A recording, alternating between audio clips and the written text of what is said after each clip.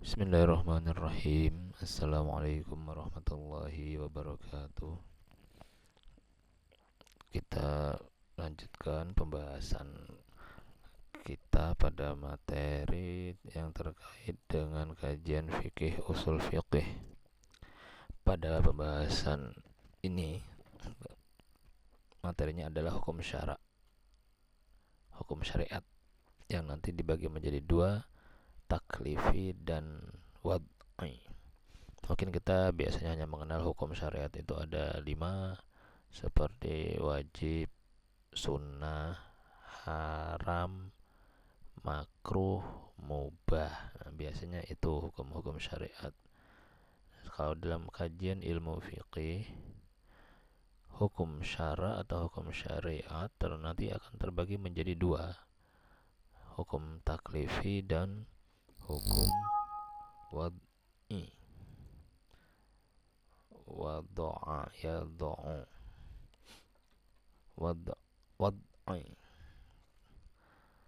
Kita bahas dulu apa itu pengertian hukum syara atau hukum syariat. Hukum syar'in kalau bahasa Arabnya. Menurut ahli fikih adalah hukum syara itu adalah sifat yang merupakan pengaruh atau akibat yang timbul dari titah Allah atau dari khitab Allah terhadap orang mukallaf itu. Ini kalau menurut ahli fikih. Jadi sifat artinya sifat yang merupakan pengaruh atau akibat yang timbul dari titah atau perintah. Titah ini perintah Allah terhadap orang mukallaf. Jadi ketika Allah memerintahkan kepada seseorang, nah nanti jenis-jenis perintah itu punya sifat. Sifatnya apakah sifatnya hanya sekadar wajib saja atau sunnah atau hanya makruh saja, tidak haram dan seterusnya.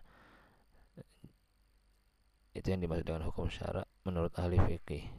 Lebih kepada sifat-sifat dari perintah-perintah Allah itu. Kalau menurut ahli usul fikih, hukum syara itu adalah khitab atau perintah atau titahnya Allah yang menyangkut tindak tanduk mukallaf. Mukallaf ini siapa? Tentu orang-orang yang sudah dibebankan hukum syariat, orang yang sudah balik dalam bentuk tuntutan. Jadi nanti bentuk titahnya Allah itu bisa berupa tuntutan, kemudian pilihan berbuat atau tidak berbuat, atau dalam bentuk ketentuan-ketentuan. Ini yang dimaksud dengan hukum syara. Ya, memang kalau melihat dari definisi filosofis yang seperti ini memang memahaminya agak jelimet sekali. Karena nanti di sini kan akan dibagi, ada perintah Allah yang menyangkut tindak tanduk mukallaf, tindak tanduk kita sebagai muslim yang sudah dewasa, akil balik, dalam bentuk tuntutan. Nah, jadi kan nanti perintah yang dalam bentuk tuntutan itu perintah yang sifatnya apa? Apakah dia perintah yang wajib, apakah perintah yang sunnah, atau pilihan atau perintah yang modelnya pilihan berbuat atau tidak berbuat. Ya, kalau ini kan pilihan untuk berbuat, berarti nanti gambarannya seperti pilihan berbuat ini bisa mubah, atau untuk tidak berbuat berarti makruh, atau dalam bentuk ketentuan-ketentuan. Ketentuan-ketentuan ini bisa nanti masuk ke dalam yang haram, yang wajib. Nah, jadi banyak pembagiannya. Ini kalau pengertian hukum syara sendiri. Ya, kalau secara umum ya yang kita pahami hukum syara itu hukum syariat. Syariat itu adalah aturan-aturannya Allah. Nah, hukum syara ini oleh ulama dibagi menjadi dua, seperti yang di awal saya jelaskan tadi, yaitu hukum wad'i dari meletakkan. Wad'a ya du'u, masdarnya wad'an, wad'i. Dan yang kedua hukum taklifi, pembebanan kalau secara bahasa. Kallafa yukallifu, taklif, kallafa yukallifu, membebani, taklif artinya beban, pembebanan. Orangnya mukallaf, jadi yang dibebani oleh hukum adalah mukallaf. Beda dengan mu'allaf. Kalau mu'allaf adalah orang yang baru memeluk agama Islam, yang artinya allafa yu'allifu, dirangkul hatinya. Wal mu'allafati qulubuhum, kalau dalam Al-Quran, yang dirangkul hatinya. Kan biasanya kalau orang baru masuk Islam namanya mu'allaf, jadi dirangkul, masih diberi zakat meskipun dia orang kaya. Tetapi kalau dia mu'allaf masih masuk dalam golongan yang berhak menerima zakat, karena hatinya dirangkul supaya kuat imannya. Ketika sudah memeluk Islam semakin kuat keyakinannya. Baik, di sini saya tidak akan menjelaskan definisi-definisi yang kalau diurai secara filosofis, definisi-definisi malah jelimet. Jadi lebih ke ke contoh-contohnya langsung saja. Dari hukum syara ini, hukum wad'i. Yang pertama hukum wad'i. Hukum wad'i secara bahasa wad'a itu artinya meletakkan.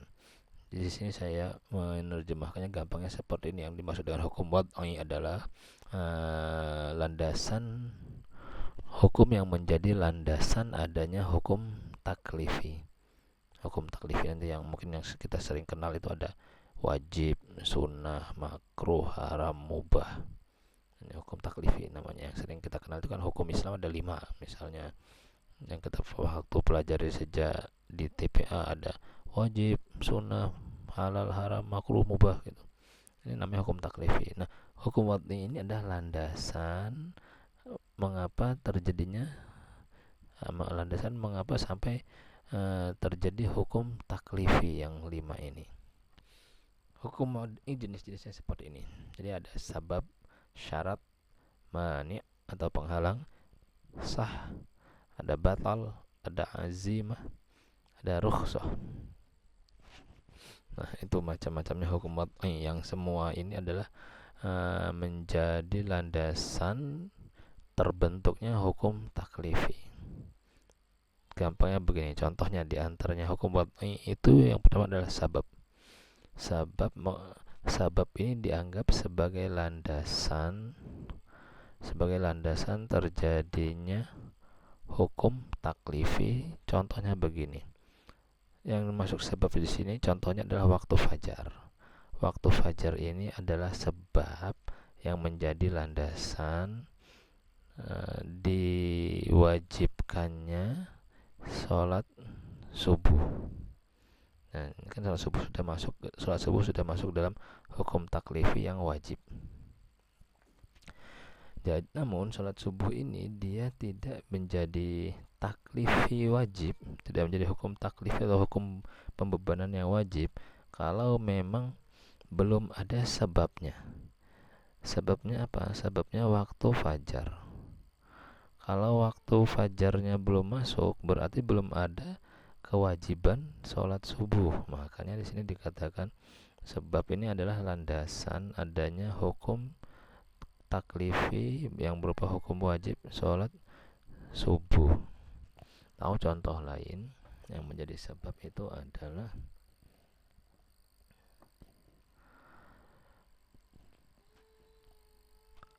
akil balik. Ya, akil balik itu adalah sebab semua manusia diwajibkan melaksanakan sholat. Nah, jadi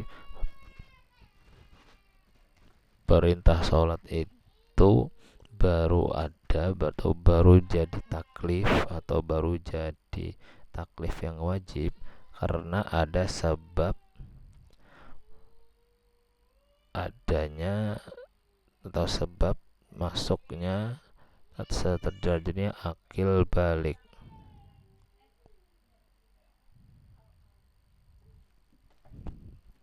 Itu contohnya.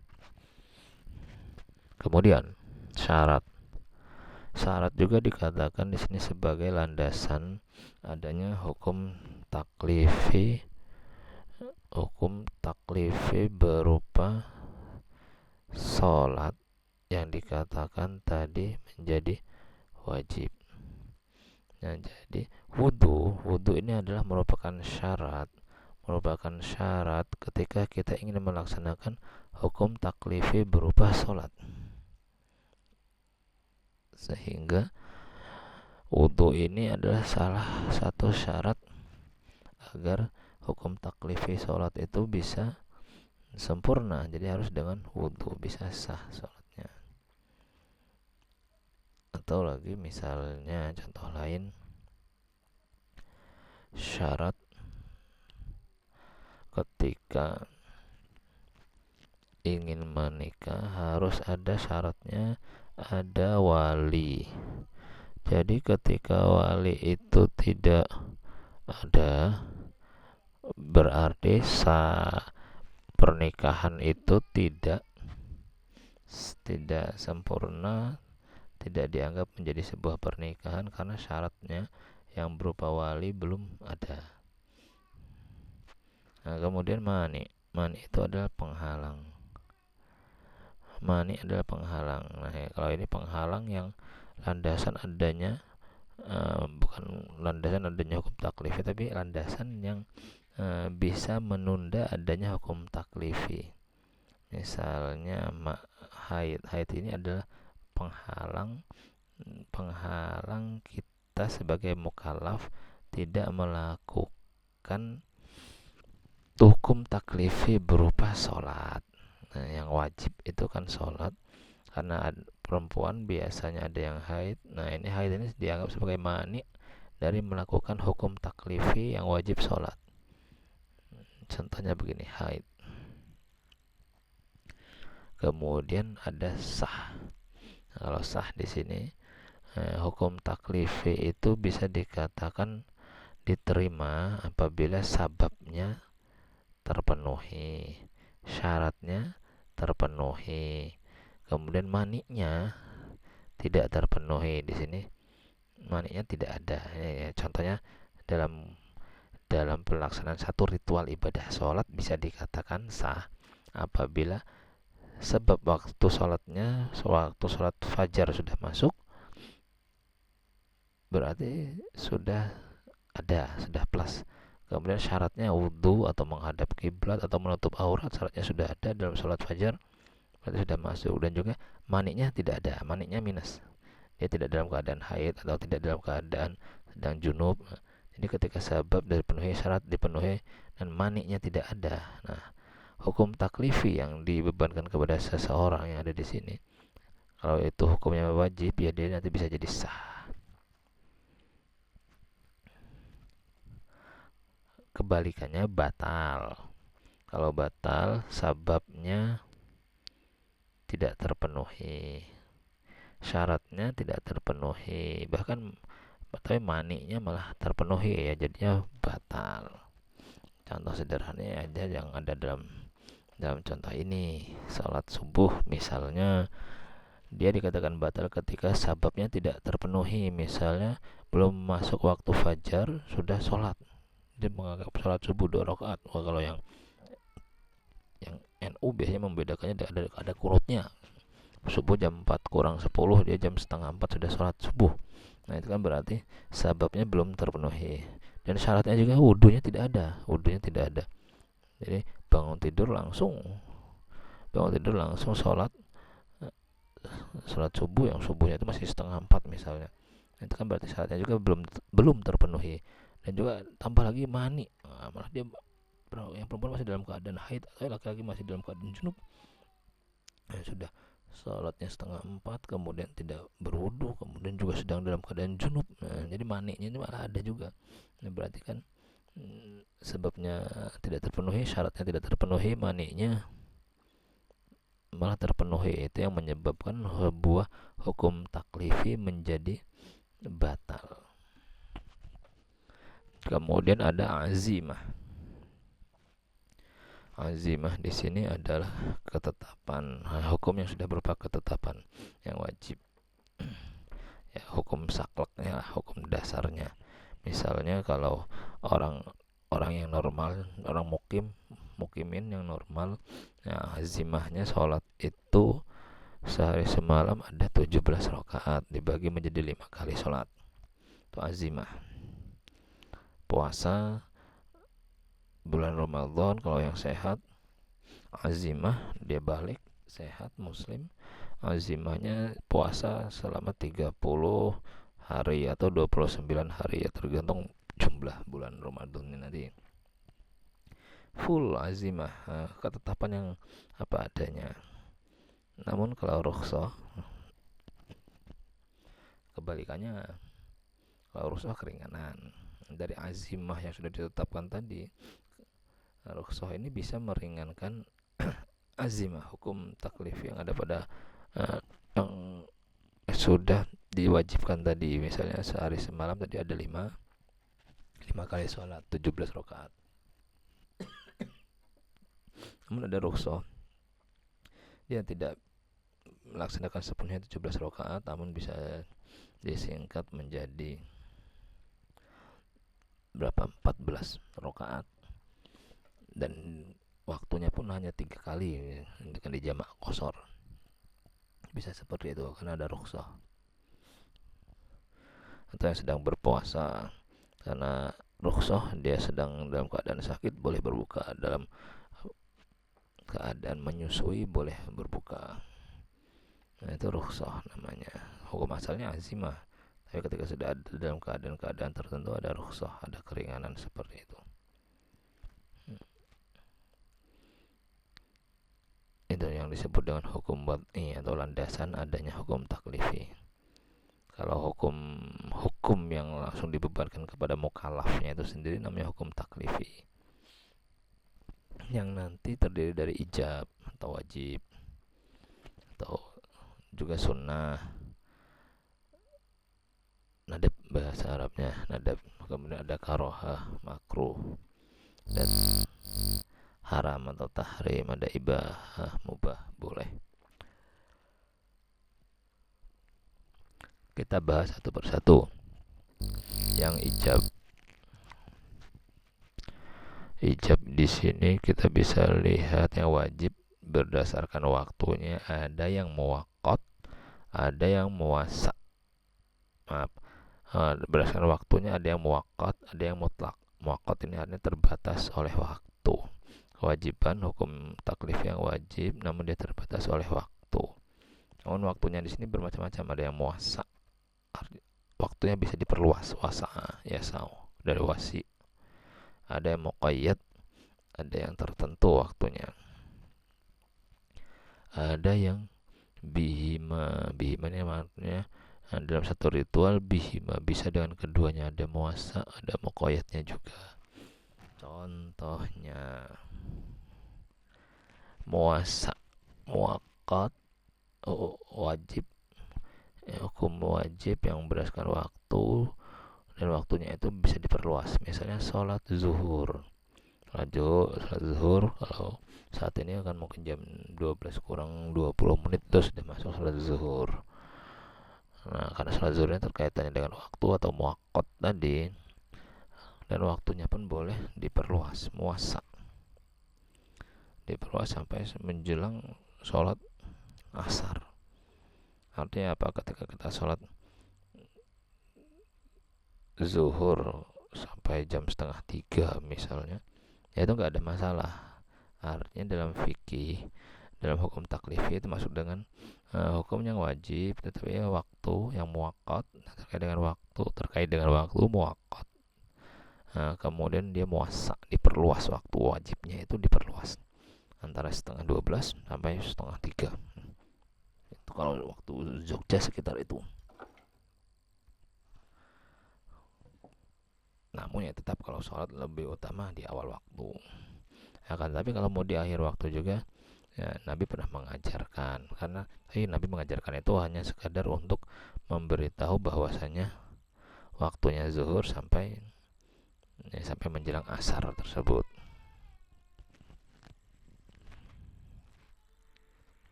Kemudian Muqayyad ini waktunya tertentu, terikat. Contohnya kalau muqayyad yang waktu yang terikat, puasa. Puasa kan waktunya sangat terikat sekali, sangat terikat sekali. Dan setelah terbit fajar sampai terbenam matahari, itu nggak ada istilah diperluas, dipersempit, itu nggak ada. Kalau terbit fajar ya mulai terbit fajar, lalu bukanya sampai terbenam matahari, itu namanya muqayyad. Jadi kewajiban yang terkait dengan kewajiban waktu, tetapi waktunya terbatas. Kalau yang sholat tadi ada muasa waktunya, antara setengah 12 zuhur sampai setengah 3.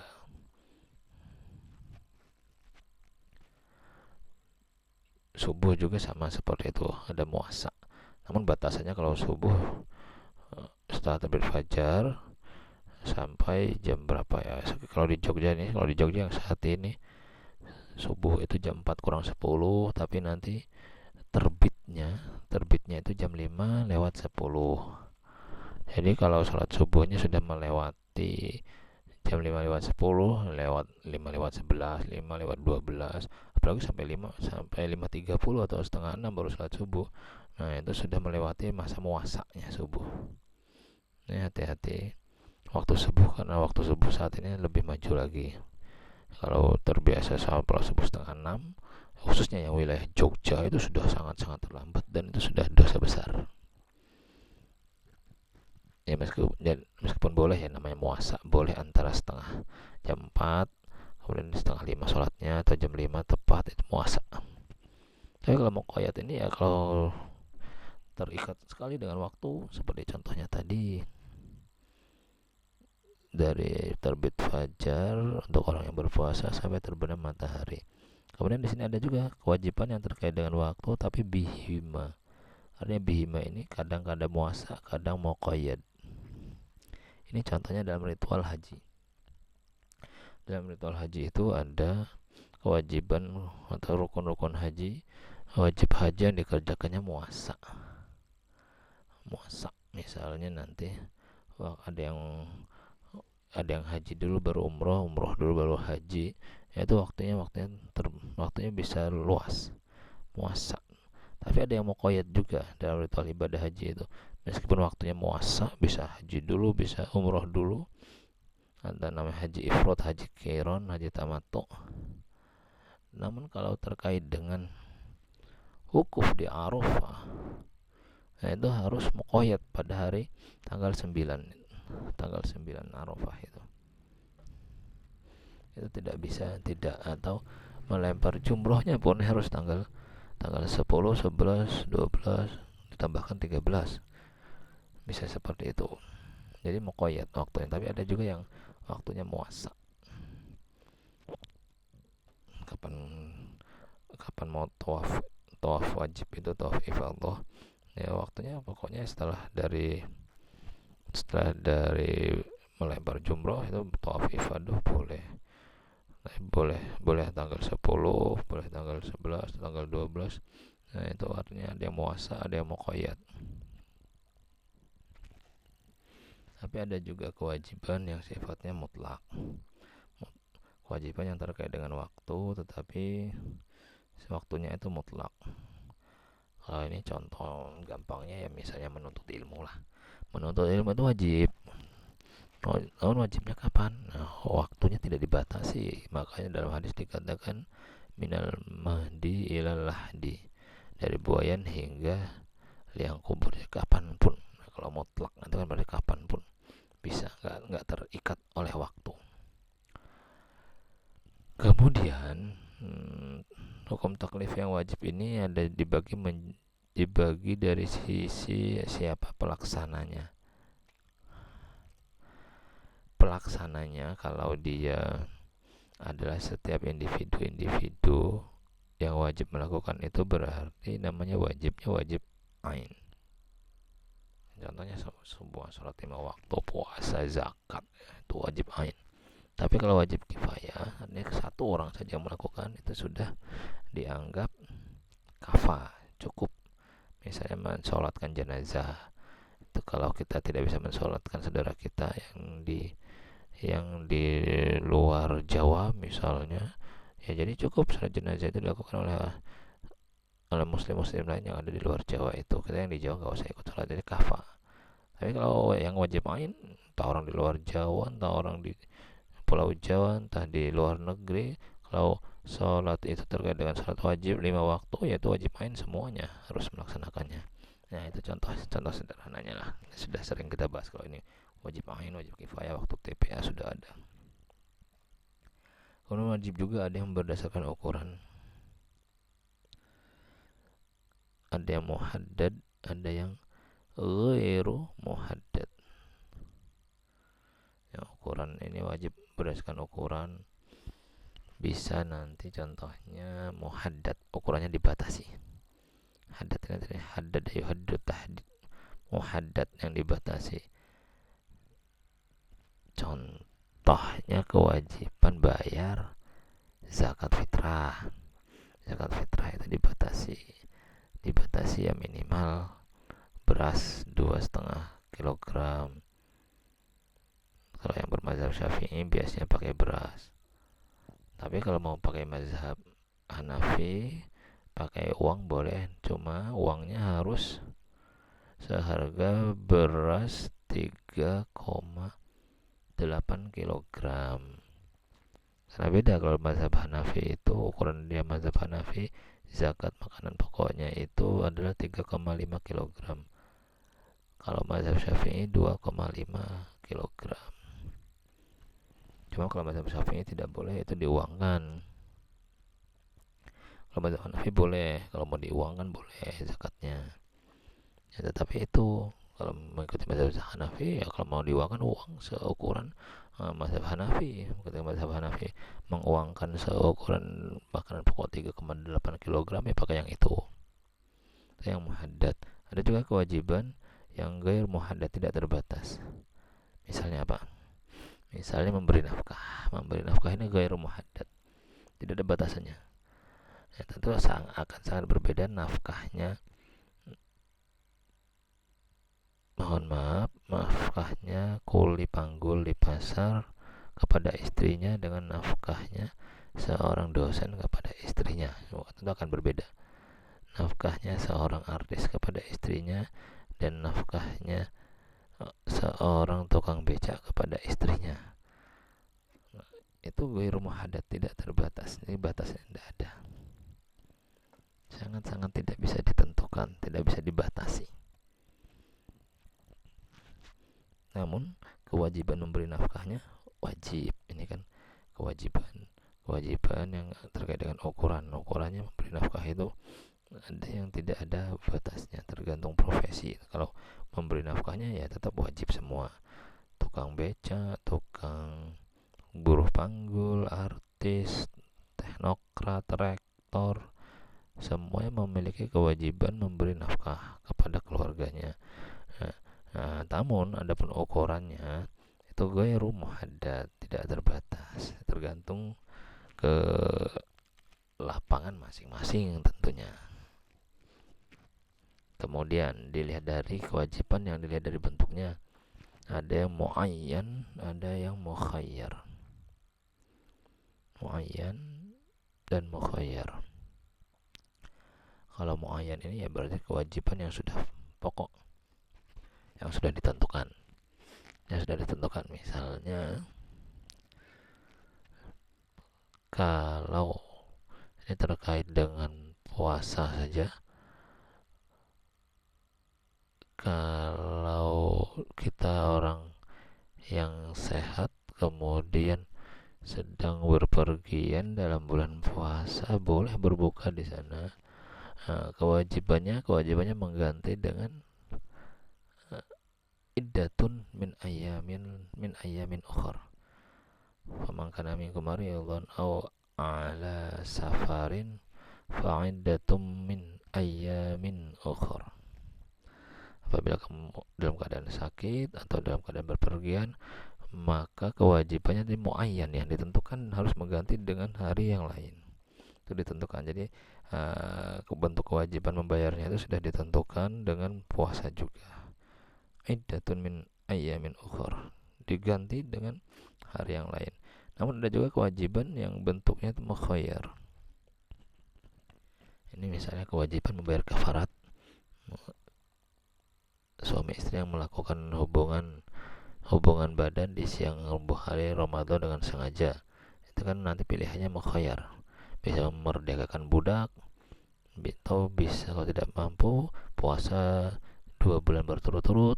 Kalau tidak mampu it'amu sittina masakin, memberi makan 60 orang miskin. Kalau tidak mampu ya berpuasa tadi 3 bulan berturut-turut. Namun kalau dalam sebuah riwayat, kalau yang melakukan itu petinggi negara misalnya, dia melakukan perbuatan hubungan suami istri di siang Ramadan dengan sengaja, kalau petinggi negara nanti hakimnya akan memvonis kifaratnya tidak mukhayyar, harus muayyan. Ya, harus dia berpuasa 2 bulan berturut-turut. Karena apa?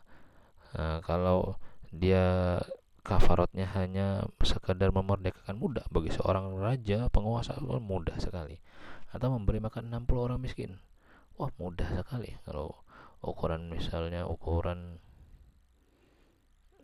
Abu Rizal Bakri misalnya, pengusaha-pengusaha yang ada di Indonesia, kalau seandainya berhubungan badan di siang hari bisa diganti hanya dengan memberi makan 60 orang miskin, itu mudah sekali bagi mereka, mudah sekali bagi Sandiaga Uno. Hanya 60 orang miskin dalam satu hari. Misalnya satu orang miskin, taruhlah makannya habis 20.000, kalikan 60 orang miskin, berapa? Hanya sedikit, hanya 120 juta. Kan itu hanya receh bagi mereka. Nah, makanya untuk kasus-kasus seperti ini ada yang mengatakan kafaratnya itu tidak mukhayyar, tapi muayyan. Pilihkan yang paling berat. Karena kalau tidak dipilihkan yang paling berat, malah memperenteng puasa, bisa berhubungan suami istri terus setiap bulan Ramadan, karena kan gampang bayarnya. Tapi kalau harus dimuayyankan cara kafaratnya dengan berpuasa 2 bulan berturut-turut, nah itu kan bisa kapok. Nah itu diantaranya. Nah kemudian hukum taklifi ini ada yang nadab atau sunnah. Kalau melakukan dapat pahala, tidak melakukan dosa. Tidak melakukan tidak apa-apa. Sunnah ini nanti kan ada yang muakatnya ada yang dikuatkan, ya hampir mendekati wajib lah. Mungkin kalau contoh yang sunnah muakkadah itu kurban setiap bulan Dzulhijjah, itu sunnah muakkadah. Nah, apalagi ya kalau sholat rawatib itu ada yang sholat rawatib muakkad, misalnya 2 rakaat sebelum subuh itu sunnah rawatib muakkad, 4 rakaat sebelum zuhur sunnah rawatib muakkad, 2 rakaat setelah zuhur sunnah rawatib muakkad, kemudian 2 rakaat setelah maghrib itu muakkad, 2 rakaat setelah isya itu muakkad juga. Sedangkan yang lainnya sebelum maghrib ghairu muakkad, sebelum isya ghairu muakkad. Itu ada dalil-dalilnya sendiri. Itu hukum taklif yang berupa sunnah. Kemudian yang berupa karohah atau makruh. Nah, makruh ini nanti ada yang tahrim, ada yang tanzih. Makruh tahrim, makruh yang sudah mendekati haram. Makruh yang sudah mendekati haram. Ada yang makruh tanzih, makruh yang biasa saja. Makruh yang sudah mendekati haram, contohnya bisa kita lihat merokok kalau sudah mendekati dalam keadaan paru-paru yang sudah parah, sudah gampang batuk-batuk terus, nah itu makruhnya bisa makruh tahrim. Nah kalau makruh tanzih ya biasa saja, makruh level-levelnya makan jengkol misalnya, makan bawang, ya mulutnya mengganggu, ya, mengganggu hubungan sosial. Nah itu sangat sangat sangat dikatakan makruh, tidak disukai. Kalau yang tahrim sudah mendekati keharaman tadi. Merokok hukumnya makruh biasa saja, tapi kalau sudah tahu dia itu berpotensi menyebabkan penyakit yang akut, nah itu bisa makruh tahrim. Kalau Ahlus Sunnah wal Jamaah biasanya untuk merokok itu sampai dikatakan haram secara mutlak itu tidak bisa. Artinya belum sampai ke sana hukumnya. Ya memang ada fatwa MUI merokok itu haram. Tahun 2010 pernah difatwakan itu, akan tetapi dia tetap haramnya dalam keadaan-keadaan tertentu saja. Pertama, untuk ibu hamil itu haram. Kedua, untuk anak-anak di bawah umur itu haram. Ketiga, orang dewasa itu boleh merokok, namun dia hanya diharamkan ketika merokoknya di tempat-tempat terbuka. Nah itu ada fatwanya, fatwa MUI tentang fatwa rokok. Namun ya itu sekedar fatwa saja, karena kalau MUI selagi mereka punya fatwa, selagi tidak didukung oleh pemerintah, ya tidak akan bisa. Artinya kalau melanggar ya tetap nggak akan bisa dimasukkan ke dalam tindakan hukum. Ya, hanya urusan antara dia dan Tuhan saja. Beda dengan fatwa-fatwa di Saudi. Kalau di Saudi ketika ulamanya berfatwa kemudian dijadikan pedoman hukum, nah, kalau melanggar ya nanti hukum negara yang akan bertindak. Ya termasuk larangan merokok di Saudi itu sudah fatwa ulama Saudi dan juga ditetapkan oleh undang-undang negara, sehingga di Saudi tidak ada yang boleh merokok. Karena kalau ketahuan merokok ya betul-betul dihukum, hukum takzir, entah bayar denda berapa, entah dihukum penjara berapa tahun, itu ada. Kalau di Indonesia tidak, hukum fatwanya hanya sekadar fatwa saja untuk membimbing umat manusia kalau hukumnya seperti ini. Namun karena negara kita bukan negara Islam, jadi fatwa-fatwa ulama itu hanya sekadar untuk menjadi pedoman atau informasi kepada umat Islam Indonesia yang ingin tahu tentang hukum-hukum dalam sebuah permasalahan. Tahrim atau haram nanti ada yang zati, ada yang ghairu zati, ada yang haram. Haram zati, haram dengan bentuk zatnya itu. Makan babi haram, makan anjing haram, membunuh haram. Itu zatnya yang haram dengan zatnya. Kalau yang ghairu zati haram tetapi ya bukan zatnya. Misalnya dia memberikan pisau kepada orang yang sudah jelas-jelas tahu pisau itu akan digunakan untuk membunuh temannya, itu diberikan pisau itu dia juga masuk dalam keadaan haram, tetapi haramnya haram zati atau pokoknya yang dia tidak melakukan apa-apa tapi jelas-jelas membantu sebuah upaya pembunuhan, upaya penculikan, itu haram, tapi haram ghairu zati.